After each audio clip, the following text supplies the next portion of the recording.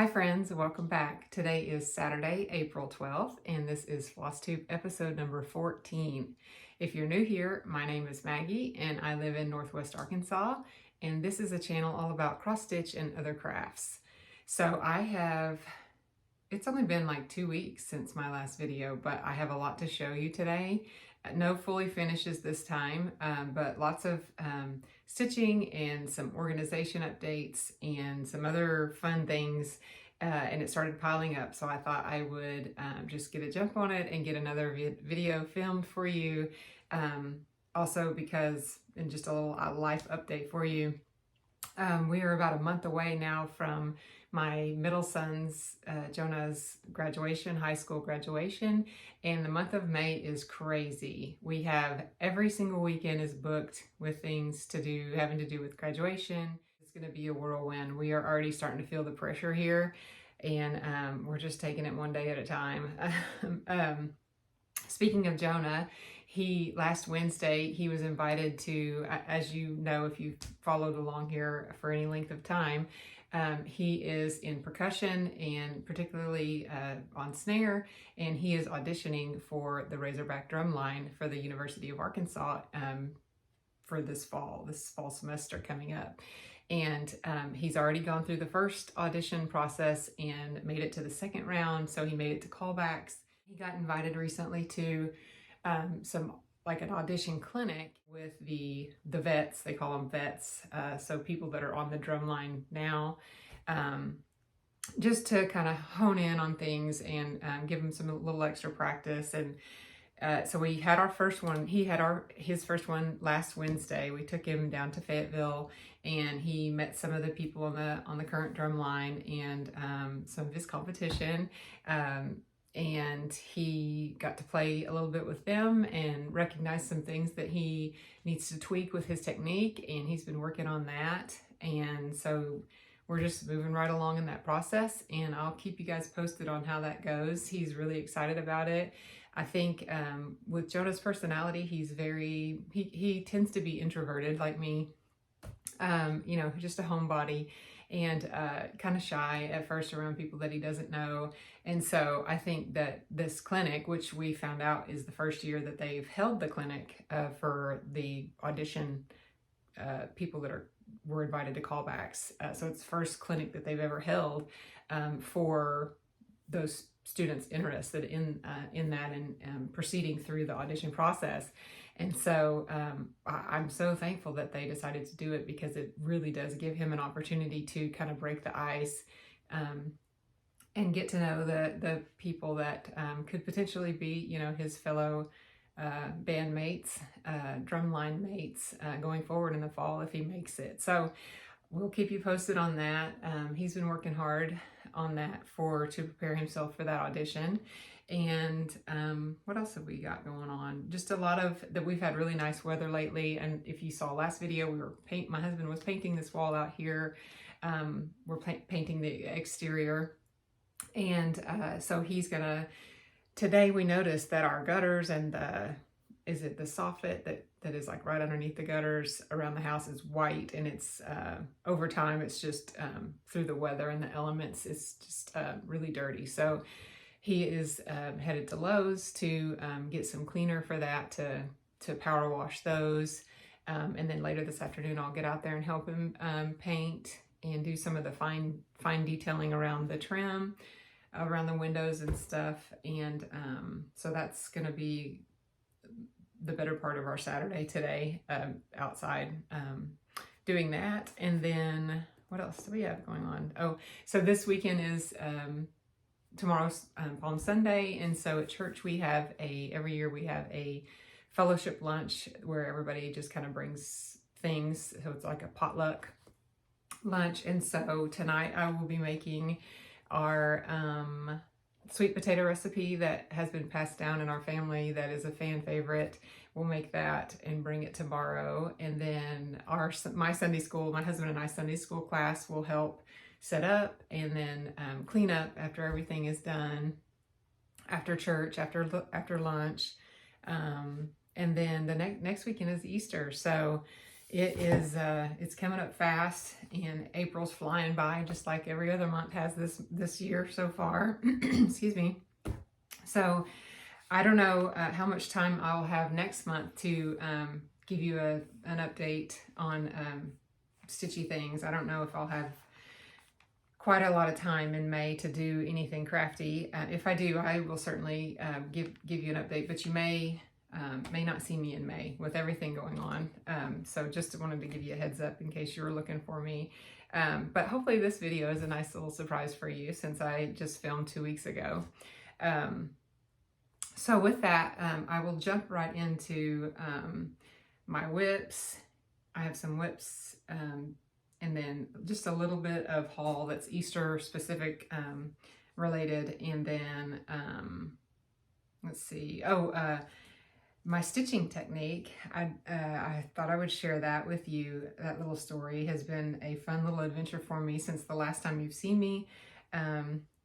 But just to kick things off, I will share with you that, if you saw the last video, I was doing some organization things here in my office, craft room area, and I showed you that I had gotten those bins, the acrylic bins that pull out, and organized some of my craft supplies on this credenza or shelf system here on the opposite side of the camera.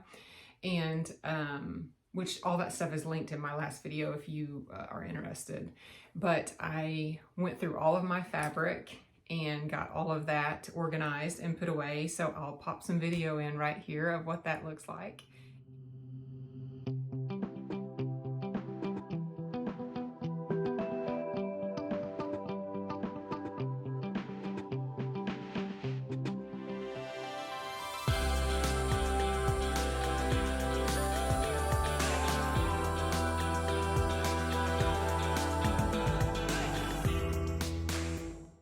What I've been up to in the last couple of weeks organization wise. It's coming right along. I really like, I think I mentioned to you, my dog's walking around, so if you can hear the clickety clack, sorry about that, it's distracting. So I think I said in the last video, I had my floss down in this drawer here, and it's a long drawer with no divider. And so I moved all of that over here. As you saw in the video, there's a divider, and I put all the fabric on one side and the floss on the other. And I like that setup better. It just condenses the floss a little bit more, and frees this drawer up here for something else. So with that, I think I'll go into, maybe just go through my whips, and then I have a few other things that I wanted to talk about this video. So I have been working on about 5 projects since I last saw you, and I went through my stash of like all my whips, and I actually UFO'd a lot of things, and just as I was going through, so I guess that's another thing that I did organization wise in here. I just went through all my projects and really tried to think about, is this something that I'm still want to finish? Is it something that I still feel happy about when I'm stitching? And I UFO'd a lot of things. I don't have a whole lot of whips to start with, but I had more than I could manage, I think, in my headspace without feeling overwhelmed. And I narrowed it down to probably 15 maybe. So not a lot compared to some people have 80, 90, 100 plus whips going at any given time. But for me, I have found like the more whips I have, the more overwhelmed I feel. So I think I'm feeling really good with just keeping it at a low number. My favorite kind of whips are stitchy projects that I know exactly how I want to fully finish them, that involved, woodworking or other crafts mixed in with them. And so like I have something in mind to make something out of the stitching to display it seasonally here in our house or gift to somebody or whatever. Those are my favorite kind of projects. So when I went through all of my whips, I kind of had that in mind, like, am I going to finish this? Do I have an idea of how to finish it? When I do finish it, what will I do with it? And if I didn't really have any answers, and I didn't have a whole lot of progress on the whip itself, I I unpicked the stitches and stored away the fabric for something else, or if it was a lot of progress and it was something that I just wasn't interested in anymore, I just cut around it and made, you know, sectioned off the fabric for other smalls that that I can use in have in my stash to pull from to stitch other things, smaller things. So that feels really, really good to get that narrowed down and cleaned up. And so when I did that, it allowed me the opportunity to really decide what things I'm really motivated to start or to continue stitching or start and stitch on now. And so I settled on 5 things that I'm really excited about right now. So I'm going to take you through those 5 things, those 5 projects, and we can just talk about it. So the first one I'll show, this is the next one in the series for Bent Creek's Photobooth series. You guys have seen this if you followed along any given time. But this is the Easter surprise, again from the Photobooth series. And the last video I showed, I had chosen like a really light blue fabric for this. It wasn't the called for. I think this is more of a neutral linen or something that they've chosen for the model. But I had picked a really light blue. Well, when I started to stitch something, what was it? I think it was the large rabbit. When I started to stitch the large rabbit, he just wasn't showing up that well. And so I scrapped that and came up with again, I just pulled this from my stash. And I think this is, I don't know what this one's called. It's an Ada, but I decided on this one and I really liked the color, and I got the frame all stitched. So I think I had just started the frame the last time that I filmed. And so I got the frame all stitched up. This is a really dark purple. And then I started the hat in the very first frame.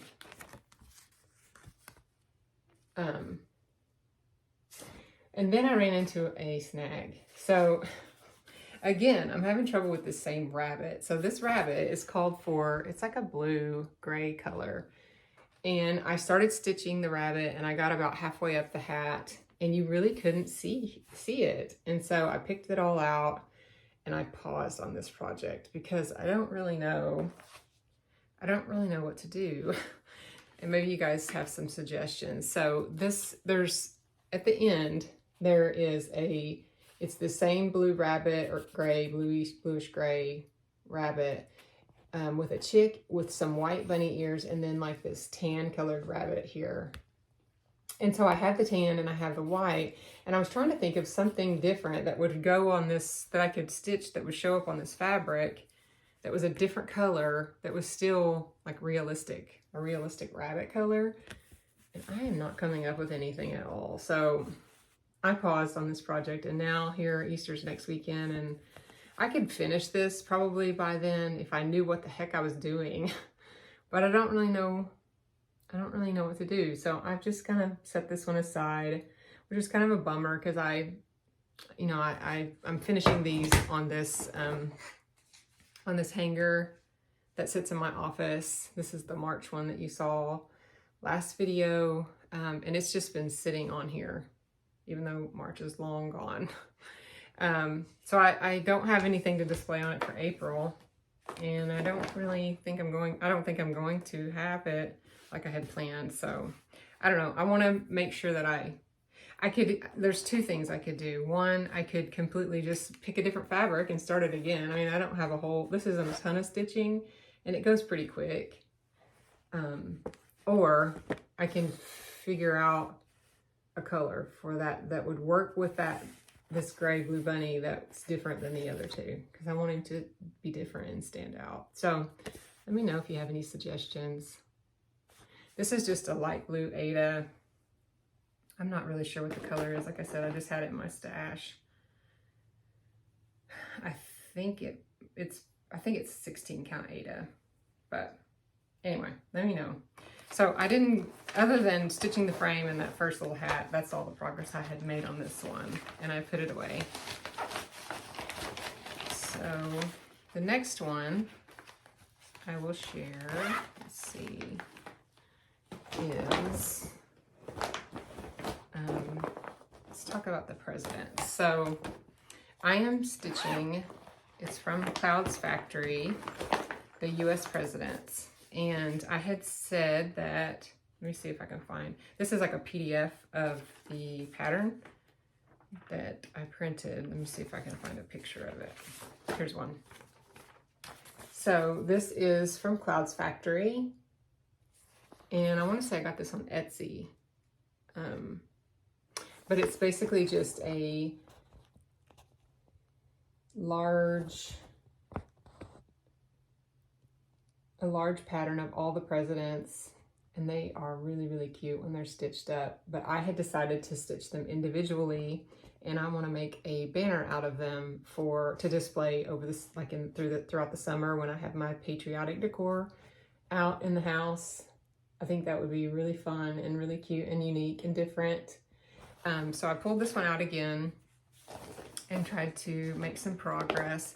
The last time I shared, I've got all my fabric like pre-cut so that I can just pick one up and stitch whatever president suits my fancy at the time.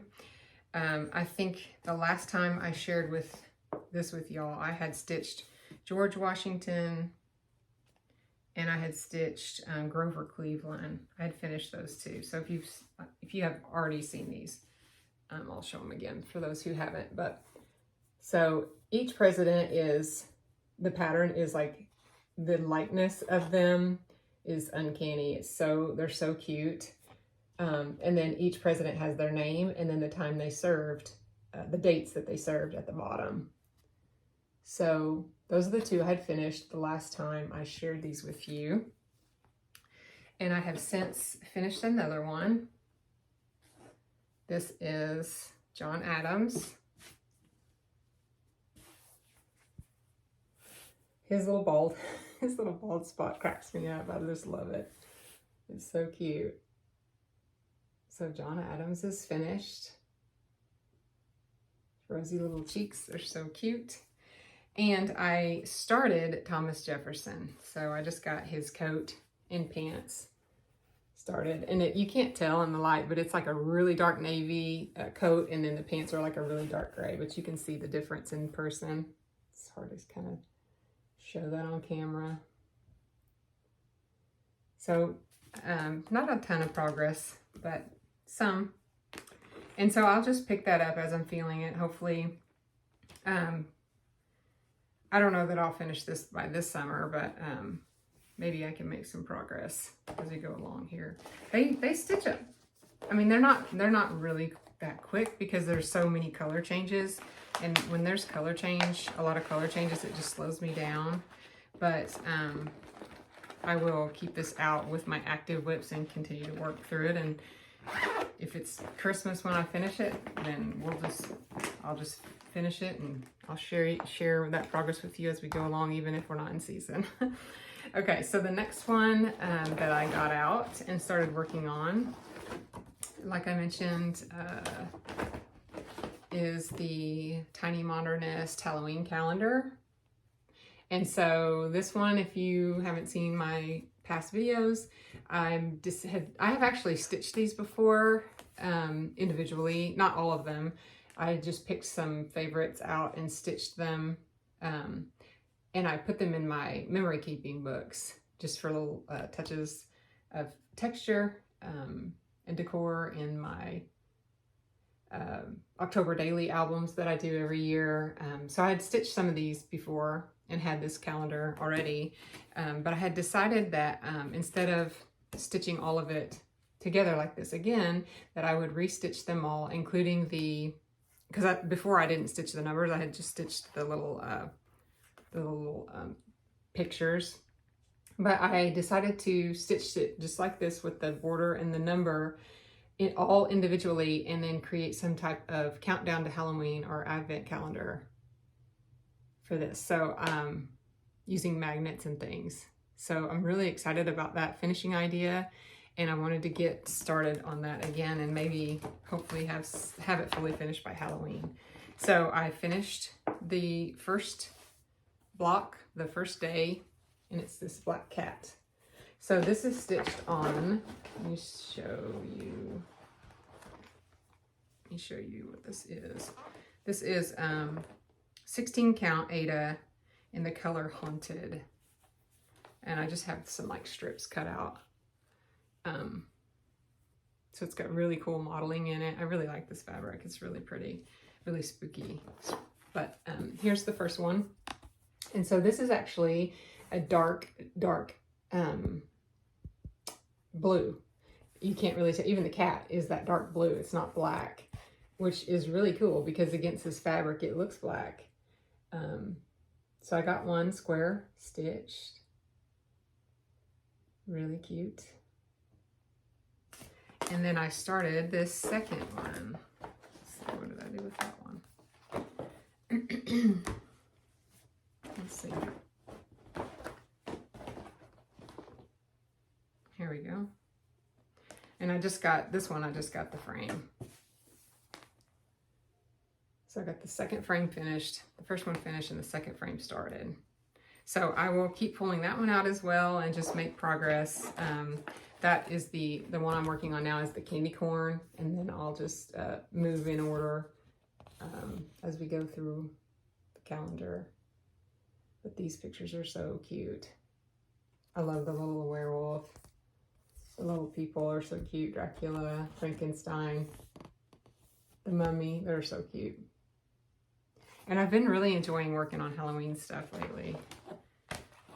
I miss spooky season. One thing I noticed, I had to get my light out. So I don't know where I got this light. I want to say maybe Hobby Lobby, but it just goes around your neck.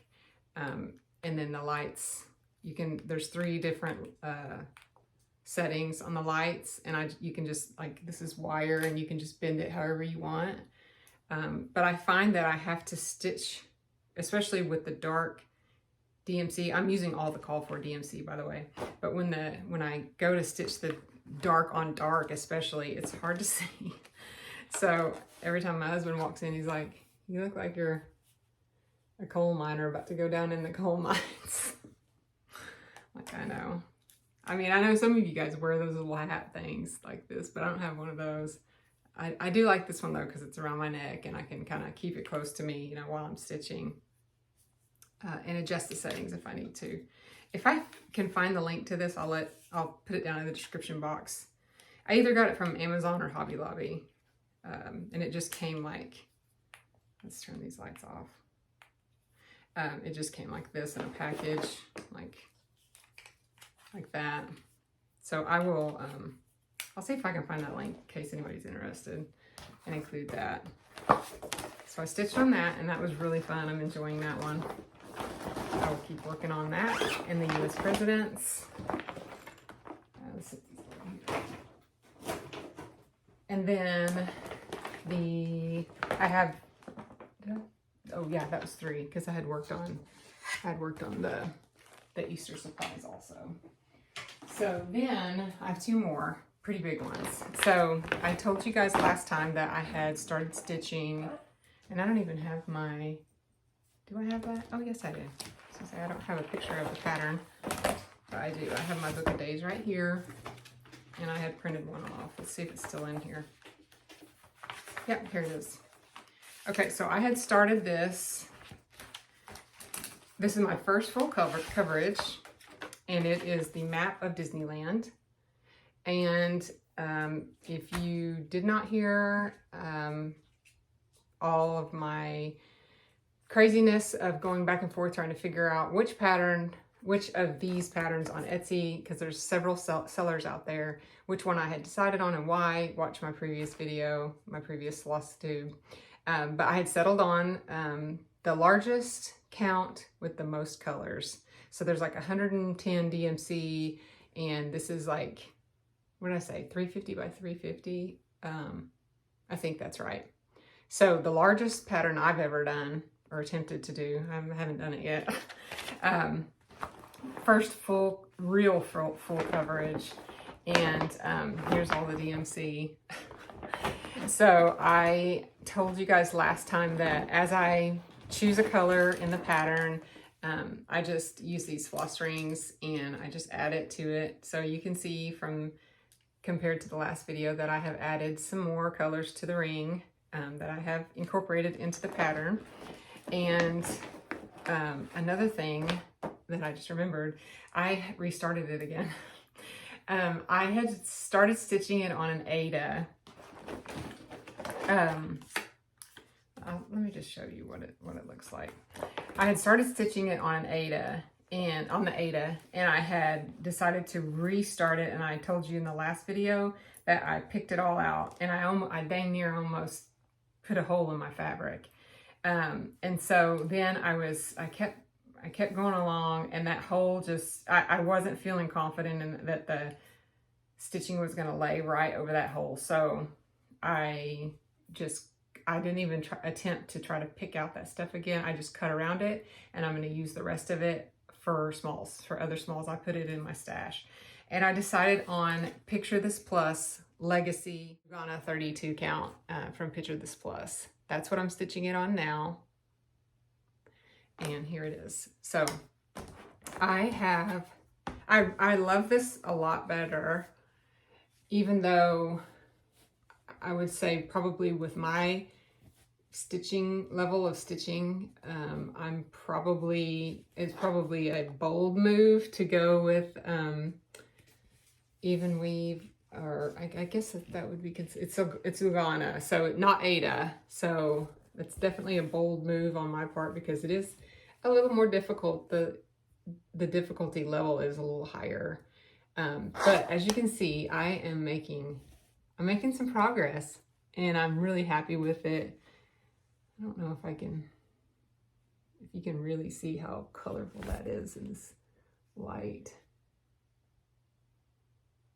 But just pinks and various blues I've stitched so far, and I'm loving it. I switched to a larger Q-snap,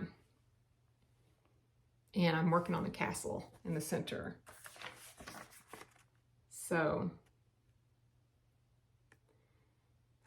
I tell you, I stitch and stitch and stitch and stitch and stitch, and I'm like, okay, surely this looks like I've made some progress. And I'll show one of my boys or my husband. I'm like, please tell me this looks like I'm making progress, because it's so slow going. But they're like, oh yeah, you are. It looks good. But when you're stitching it, I feel like I'm not making any progress at all. But I love it. I love how it turned out, or it's turning out on this fabric. I'm glad that I switched again. I'm not making any other changes. I'm done with that, you guys. But I wanted to show you, I'm using Markup XP for the first time, and I thought I would show you without showing the pattern, just some little things about it that I like. So Markup XP is just an app that you can download, and I think there might be a free version. I paid for the, to use the full, whatever you call it. I don't think it was too expensive, but anyway, let me get out to here. Okay, so I have two patterns loaded in here, and I will show you this one next, but just to talk about this one. So you can upload your pattern into Markup XP, and these are PDFs, and so you just click on it, and it opens up, and it kind of shows you the pattern, but you can also, what I like to do, you can load in, like if your pattern has like 15 pages, and it's really difficult for me to stitch. I'm starting in the center, and in the center, it doesn't necessarily mean that in this pattern and a lot of patterns that it's going to be a clean page. Like sometimes there's page breaks like in the center.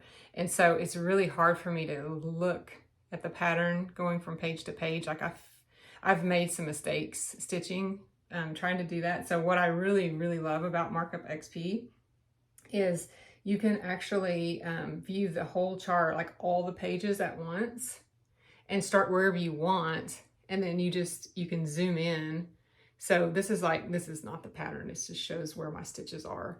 So that's everything that I've stitched so far. And so you can see I started in the center, which was about here. And so you can see like this is the page. And so you can see now I've gone into this page and this page. But with Markup XP, it just loads it in as one big pattern. You can see it as one big thing, which I really, really love. Another feature that I love about this, if you're not familiar, and I'm going to zoom way in so you can't really get much out of this pattern, but I wanted to show you this in case you're interested. You can zoom way in and click on a symbol, and then it will highlight all of those symbols for you. And then you can actually mark up, which I guess is why it's called Markup XP. You can mark the stitches that you've done as you go along, which is super helpful, especially with full coverages. So another really cool thing about this is, so it will load. So down here you've got your different categories. So this is markup, where it will show you your pattern. If you zoom way out, it takes the pattern away and just shows you what you stitched. And then you can go to the key, which shows you all your DMC and gives you the color of the DMC and the symbol associated with it. And of course you can zoom in if you need to. And then the next one is pictures. So it gives you a picture, the full picture of your pattern. My dog's walking around. And then info. And this part is really, really cool. So up to this point, before I used anything digital, I had no idea how much I was stitching until I finished, and I knew how many stitches were in the total pattern, right? But this will give you so many stats about your projects, and I just love that. So far, I guess this could be overwhelming too if you're stitching something huge, but so far I have stitched 923 stitches. I still have 121,577 stitches to go, and for a total stitches of 122,500. The total time that is this total? I think this is total time I've stitched, maybe 10 hours, 50 minutes. That sounds right. Maybe, I don't know. I'm super slow. I have like my stitching training wheels on right now for a couple of reasons. One, this is my first full coverage and I don't want to make a mistake. But two, I've completely changed the way that I stitch, and I will talk about that in just a minute. But I'm 0.75% completed. I don't have any park stitches because Lord knows I don't know how to do that. And then let's see, it shows you other things. So time spent stitching today, number of stitches today, like I guess on other projects, and it keeps up with that. Actually, no, it's just specific to this project. And then other information is average stitch rate per day, average stitch time per day. So it's 2 hours and 10 minutes so far that I've stitched on this project. And it says estimated days to completion, 661. And estimated completion date is February 2nd, 2027. So I think I feel like I'll finish it before then if I stick with it. Like I said, I'm just going really, really slow right now, just trying to get the hang of it. But it says active stitching days is the last stat, 5 days. So I've spent 5 days stitching on this. And I feel like I've done really, I'm coming along. I feel like I'm slow, but I've also got 5 other projects that I'm actively stitching on. So yeah, I'm really pleased with that. This is the birthday SAL that I'm participating in with Lacie at the Sleepy Stitcher. And her and several friends picked something colorful. And also there's another Stitch Along SAL with Rose Crafty Corner, and she is hosting one that is do something new, so something you've never done before. You can participate in her SAL, so go check their channel out if you don't already follow them. Rose Crafty Corner, it's Kylie and Rolanda. And so I'm kind of this falls into their stitched along as well. So it's something that I've never done before on full coverage, using a completely digitalized stitching process by stitching from my iPad, which if you guys have been around a while, you know that I would love to convert all my patterns to this, to the iPad. And that way I have the stats, I know, and then I have everything in one place, and the storage is so small compared to, let me show you what I currently store all my patterns in, all my paper patterns in. So I would love to, this binder is huge. But I would love to move all of these patterns out of this physical form and into the iPad eventually. So anything that I kit up new going forward will go straight into the iPad. Or I'll purchase it on PDF and load it into the iPad from the get-go. No more paper patterns for me. And I love it. I really love, I'm really loving this, just having this like this where I can zoom in and see the pattern easier. Like I said, the page thing, gosh, before when I was doing large patterns, sometimes I would even like tape the edges of the paper just to create a big piece. There's dogs out there, sorry. Just to see, because it's so hard for me to just like look at this page and it connects to this page and flip over to the back or look on a different sheet. And so, yeah, this is like a game changer for me, and I've really been enjoying it. So there's that. So that is the Disneyland birthday start. Okay. And then the last one that I will share with you is the Lola stitch along that I am participating in. This is her Extraordinary Birds SAL, and I have this one in markup RXP again. So let me get out of this and show you where I'm at. So this is, so nobody has seen the full pattern yet. This is like a mystery stitch along where she releases certain elements of the pattern at different times and gives you a certain amount of weeks to complete before moving on to the next stage. And then at the very end, in theory, you'll have a finished piece with everybody that you've stitched along with. So this is the pattern that we, as we know it today. So she's released the frame. Annie, her daddy's outside and she's not happy to be in here with me. So she has released the frame, and there are two birds on it. It's called the Extraordinary Bird SAL. Again, the designer is Lola Crow. So far there's two birds. So these will be filled with like spooky, creepy birds, I'm assuming, or cool birds.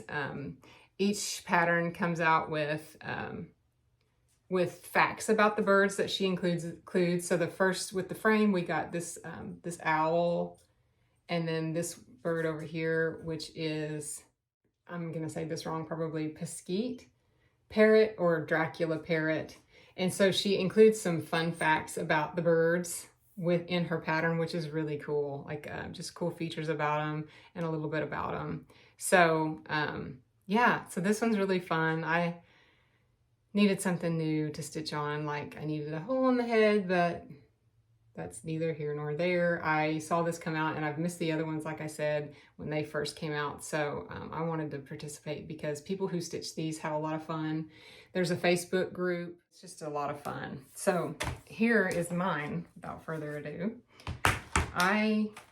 Let's see. I know my stats too now, so I can share that with you. The progress that I have made so far. Oh, that's upside down.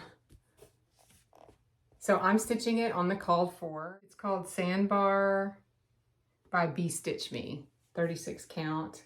And this is the, this is not the linen. So it's the other option. Lugana maybe. Isn't it pretty? I love that modeling. So I started, gosh, you guys, again, this is new to me. So the frame, Let me show you the picture again. So the frame, I'm typically a middle starter. And when I stitch the frame, I mean, the frame, when you stitch the frame, like this is the center, like right here. So there's nothing there yet that she's released. So on this fabric that's not Aida, I had to count up to find this point right here to start. So hopefully I did that right. Y'all, I'm not like the most savvy or experienced stitcher on the planet, but I did my best. So I think the middle is like somewhere here. And so I counted up, and then I started here and then just went out. And now I'm starting on that really pretty blue turquoise. But this fabric is beautiful. I love it. I'm glad I went with the called for. And I put my new little needle minder. I got all my little needle minders made. I showed you guys the pins last video. I got all of those made. And now Courage, the cowardly dog, is gonna watch me stitch this, because he's scared of everything. But yeah, so there's my progress on that. I'll show you the stats real quick. It's a very small start. I have stitched 216 stitches. I still have 5,792 to go of the frame itself of what's been released. So I'm 3.6% completed, and I've spent 2 hours and 23 minutes on it. Again, I think a lot of that is just counting and recounting just to make sure that I didn't make a mistake. Because I've never counted that high on the Ghana before, like away from the center to start stitching. So hopefully I did it right. I think I did. I counted it so many times I can't even tell you. So I hope I don't make any mistakes on this, but I'm really enjoying this one too. So I think that's why I didn't have any fully finishers to show you today, and it's because I have these two really large projects that I'm working on, but I'm really enjoying them, and I can't wait to see them come to life and make some more progress. So that is what I wanted to show you as far as stitching. So those are the ones that as far as plans, that's what I'll be stitching until the next time you see me. I don't think I'll pull anything else out. I want to stay focused, because I have noticed that I still give myself the option to choose something within the 5 that I've picked. So I feel like I'm not going to get bored just sticking with one thing, but I'm reined in enough where it's not overwhelming, and I'm enjoying that. So the next thing that I wanted to share with you all is I have adopted a new way of stitching, and this is all thanks to Emily at the Shady Grove Stitcher. Emily, you have changed my life, and I still, like I said, I still feel like I'm in training wheels. So I feel like I'm stitching slower than I was before, but let me get an example to show you. So up to this point, I've always been a hoop stitcher. I know how to stitch in hand. I just don't. I really prefer the fabric to be stretched really tight. It helps me with my tension, and I don't know. I just like it. I feel like my stitches lay prettier with the tension, and it just helps. It just helps me to use a hoop. So I will continue to use a hoop. That said, the way I was stitching before, and I'll show you an example. The way I was stitching before was with a hoop, but then I noticed that people had, that stitched in hand, had their backs of their fabric were just so clean, and gosh, I wanted that. Like, I really tried to stitch in hand once I realized that that's what they were doing, and that's how they were getting like such clean backs. But again, I just could never get my tension. I just was never happy with my stitches when I was stitching in hand. So I just thought that if you stitched in a hoop, you just were, I mean, that was just a byproduct of stitching in the hoop, was a messy back, or a back that wasn't as clean as it could be, you know? Again, this is all because of my lack of experience. So you guys that have been stitching for a long time probably already knew this, but I didn't. The only thing that I really knew about stitching going into it, and I really picked it, I did a lot of like stitching, like needlework crafts like 20 plus years ago when my oldest was really little, and making ornaments and things. I think I've shared that in previous videos of things that I've made with yarn and the plastic canvas and things like that, you know, just little crafty things that you can make, the little kits that come out that you can make ornaments and things for Christmas trees. So that's really all the experience I had until I picked up stitching again in 2021, when everybody was on lockdown with the pandemic. And at that point, I discovered Flosstube, and I knew at that point, the only really rule that I knew at that point was all your stitches on top should go the same direction. So they could all go to the left or all go to the right, but they all needed to be consistent across your whole pattern so that it would just look nice. The end result would be nicer. And so I've always done that, but I'll show you an old piece. One thing I noticed, and I thought, again, I just thought this was because I stitched with a hoop. So this is my Autumn Town. What is the designer name? Gosh. I don't know. I'm sorry, you guys. It's Autumn Town. You probably recognize it. But this is stitched in the old method of how I was stitching before. And I don't know if you guys have ever noticed this, but in finished pieces that I've showed, if there are a lot of stitches, like block stitching, every third row or so, my stitches were raised up. And so you can kind of see, let me see if I can show you. It's kind of hard to see because there's a lot of modeling in this. This is the like fancy floss, so it's probably a bad example. Actually, I can show you the back. And this is why my stitches looked that way on the front, because you can see the back, like the way I was stitching, I stitched consistently across the whole pattern, but it was creating these lines in my stitching. And every time there was a thick row in the back, the stitching on the front was elevated just ever so slightly, and you could see it. Actually, you can see it in the Santa plane. Okay, so I had showed you guys this one last time. You can see this in the plane. So there's no variegation in this thread at all. Let's see if I can get it. But you see those lines? And it doesn't look bad. So, I mean, I guess it does. I think it does. That's why I changed the way I stitch. But just for the sake of finishing this piece and holding on to it, like, it's fine, because I just started to adapt to just knowing those lines were going to be there. I would stitch in such a way that it looked intentional. So like for the plane, I stitched up and down, like from the nose of the plane all the way to the tail. And you can see every so often those rows are raised. But then when I went to do Santa, I stitched him this way, and like the wing, I went this way. So I was intentional about how I was stitching. Sorry about the glare.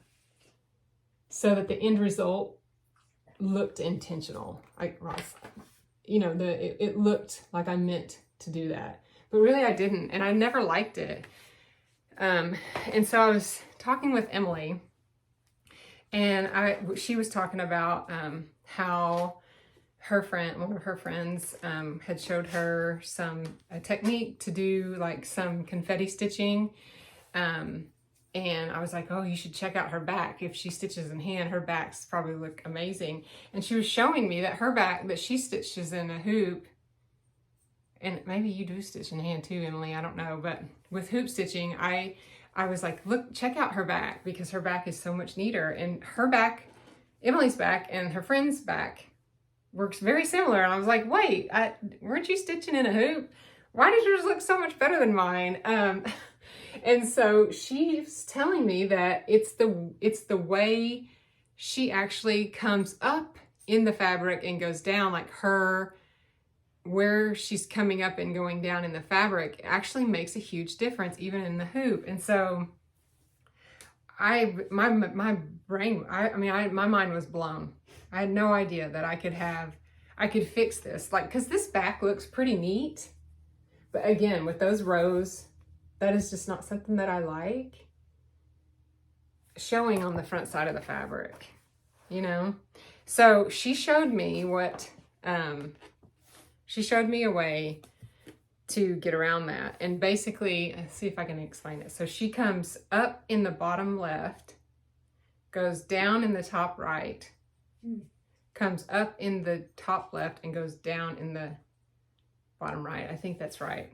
Without stitching, I might be wrong about that. But what it does is create just such cleaner back. So I did that on this cat that I just showed you earlier. And I want to show you the difference it makes on the back. Now, I am not perfect by any means. Like I said, my stitching has slowed way down just trying to adopt this new way of stitching. But for the most part, it keeps your back just really like flat and nice, for one. For two, I don't have any lines at all in that stitching on the front, which is hard to tell, but you saw it on the plane. Like, all of that is gone. That is totally, that problem is totally resolved. I'm still stitching in a hoop, and now my backs look so much neater. And I love it. Like, I still have a lot of work to do to increase my speed and just really get comfortable with that new method, and also changing directions. So you really have to train your brain, or I've had to train my brain to not think about only the front and how it looks on the front, but how those stitches are going to lay and come through on the back. So when you're stitching like left or right, and then you go up or down, you have to change the way, the holes that you're going in first, and still make sure that second stitch is still going, everything's laying the same way, the same direction. So it's a lot. It's a lot to think about, and it definitely slowed me down. But I mean, I'm so excited that Emily, that you shared that with me, because it has literally changed my stitching way of life. And now I told her, this sounds crazy, but all of my huge projects, I just want to restart them and restitch them, do it the right way, because I've never been happy with how my stitches have laid in the past from the back, or, you know, on the front, how they look on the front because of the way I'm stitching and how they laid on the back. So just to give you a comparison. So there's the rows that created the raised rows in my stitching. And then there's the new way, which, you know, again, it's not perfect, but I'm getting there. So I am stitching the Lola Crow and the Disneyland Map, and I can share that one with you too. Again, this is the one that I started on, so it's not perfect. I'm still learning how to change directions and keep the stitches the same, you know, keep the stitching the same. But this is the back of my Disneyland map. So you can see, like, there's some really good areas in there where I was really on a roll, and then there's some not so good areas. But I'm trying, and I know that I'm gonna be so much happier with the result on this when it's finished, because I won't have those raised rows. So anyway, that was kind of a long story just to say that I have changed the way that I'm stitching. I love it. I'm definitely going to be restarting. I'm not going to pick all this out. I'll just buy another piece of fabric and, again, like, cut this here and then use this for a small, and then I can have another small over here. But I'm definitely going to restart this one, the Autumn Lane Stitchery. That's who the designer is. But I'm going to restart this one probably in the fall and do it the right way. And you guys, if you do it the way I was doing it before, and you notice that you have lines, you know, raised up lines in your stitching, and it doesn't bother you, go, by all means, don't feel like I'm like, saying that's the wrong way by any means. I'm not. It just bothered me. And so I'm so happy that I have, that Emily shared that with me. Thank you, Emily. So that I can go forward and be happy with my stitching, especially these huge projects that take so much time. You know, I want to be happy with them. I want to be happy with the result. So anyway, there's that. Let's see, what else? There's two more things that I wanted to share with you, and then I will let you go. So I can't even believe this, but I'm very close to, I'm getting closer to the 5,000 subscriber mark. I think last I checked, it was like 4,300 and something. And so as I'm kind of going through my craft room and reorganizing, and going through my patterns and figuring out, you know, what I'm not stitching anymore, or things that I have stitched before, I decided that when I hit 5,000, I'm going to do a giveaway, and several things that I want to give away that I'm not using, or like I said, that I've already stitched, and I just want to share the love. So whenever I hit that mark, be looking for that. I'll just kind of share with you the things that I was thinking about. And this will be open worldwide to everybody who's over 18. And I will let you know when that starts, after I hit the 5,000 subscriber mark. But I thought I would give away my Nurge hoops. I know probably some of you, your jaws just dropped because these are so popular in the stitching community, but I just prefer the Q-snaps.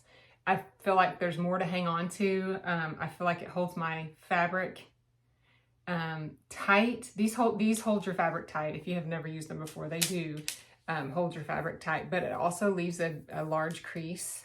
The way these are, the way they come together in the fabric to hold the fabric, it just leaves a really deep crease, and I don't like that. I feel like the Q-snaps are better for that, as far as like ironing out your creases and not having like permanent creasing in your fabric. So I had bought these, and I'm just not using them, so they're fairly new, and I thought I would give those away to one of you who would use them and love them.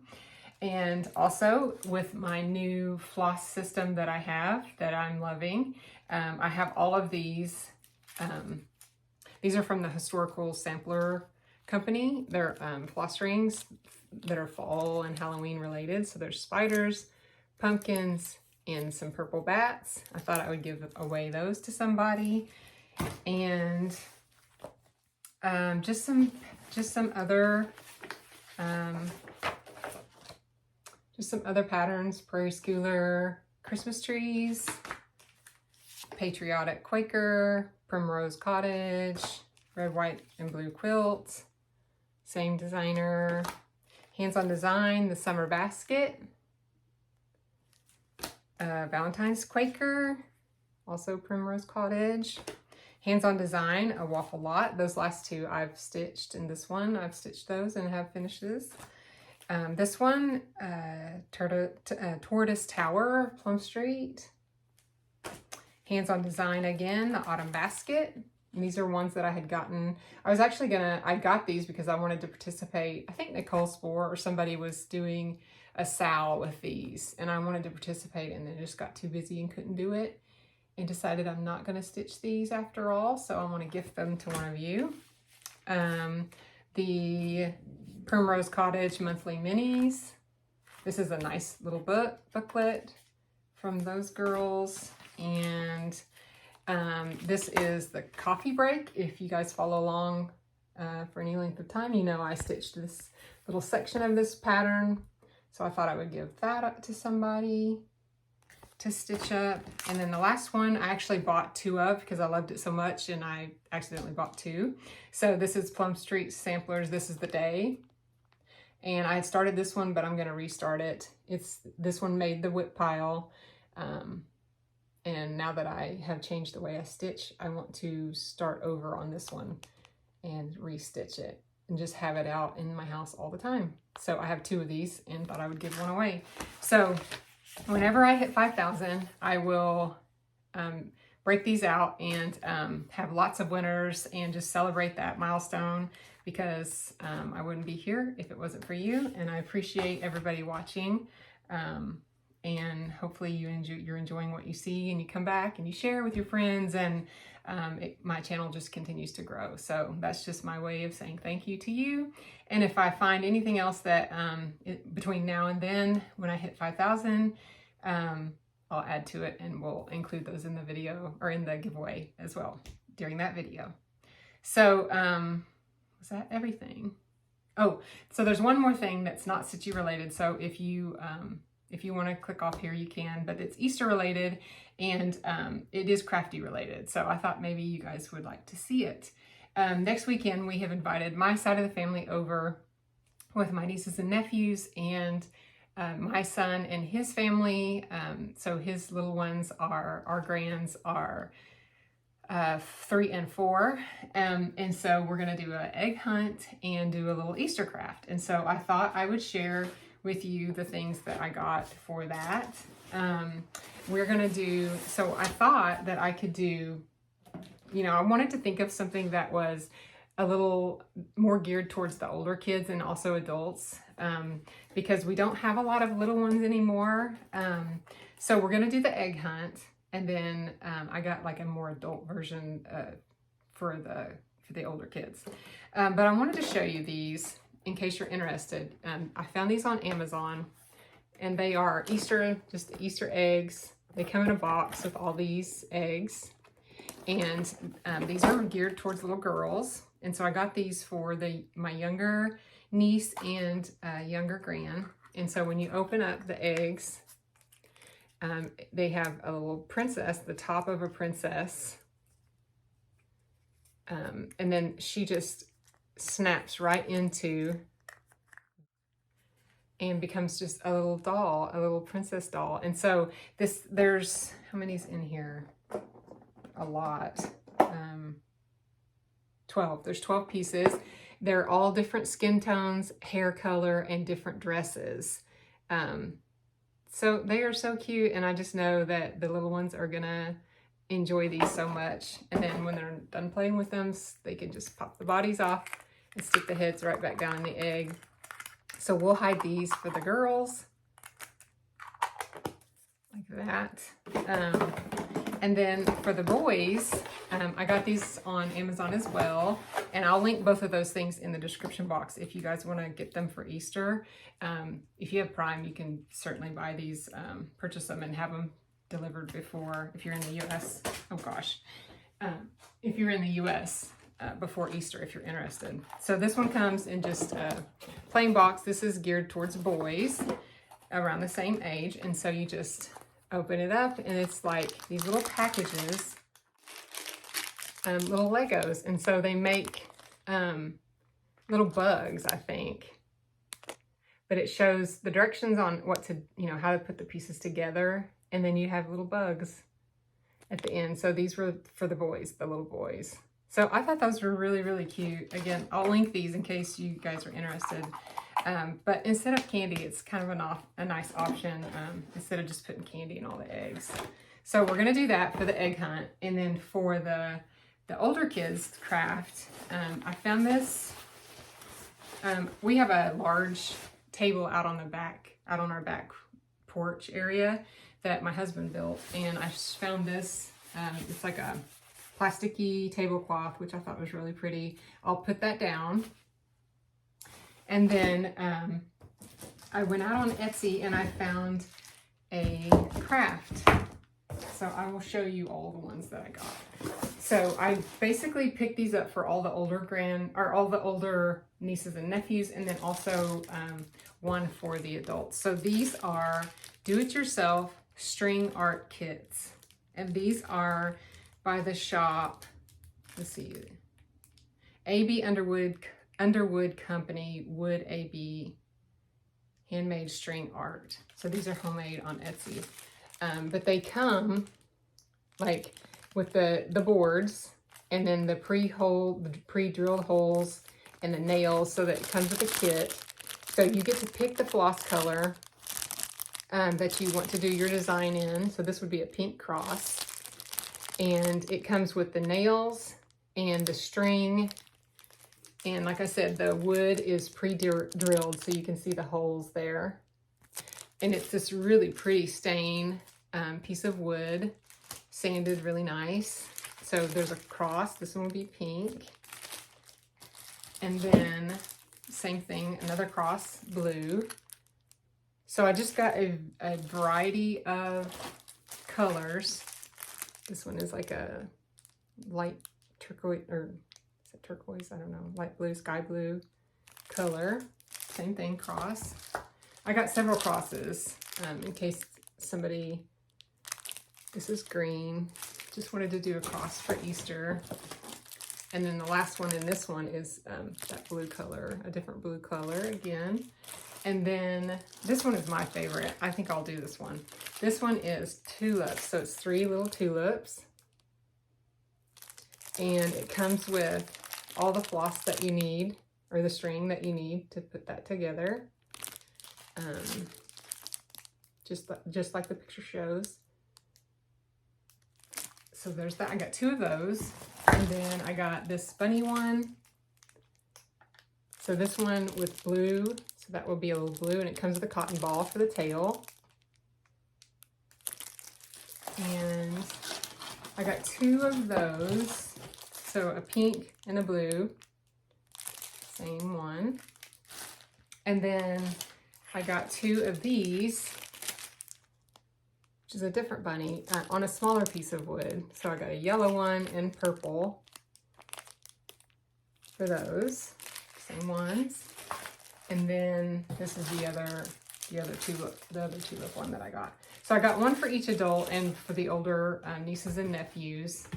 And we will set the tablecloth out, like I said, out there, and set these around. And I found a pack of these little craft hammers on Amazon for like, I don't know, $10 to $15. So I got it.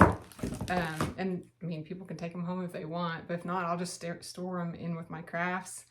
But they're just little handheld hammers. That way everybody will have a little hammer, so that everybody can work together and hammer in their nails and not have to wait on sharing a hammer. And then if they want to take them home, they can. These are perfect little craft hangers. I'll link them below too. But I definitely want to keep one in my craft room just to have. Maybe if you have a junk drawer in your house, does anybody have a junk drawer where you keep like tape and coins and batteries and junk? We have one of those too, and this would be perfect for that as well. So I thought I would share that in case you guys are interested. They don't, you may not be able to receive them before Easter if you're interested, but they have all kinds of these string art kits for all different kind of holidays, like patriotic and Christmas and Halloween. So all kinds. So if you have a large family gathering, or you know, you want to do a fun craft with kids at church or camps or anything, these are perfect. I felt like we haven't done anything. We haven't used them yet. Obviously, we're saving them for next weekend, but the reviews are really, really good. So, and they're relatively inexpensive. I think these little ones were like $5, and the bigger ones were 10, under 15 for sure. So not bad. But in case you're interested, I'll have everything linked below, so you can check that out. So that's everything that I have today. Hopefully you enjoyed everything that I shared. I'm going to keep practicing that new way of stitching, and try to make progress on those 5 projects that I'm working on.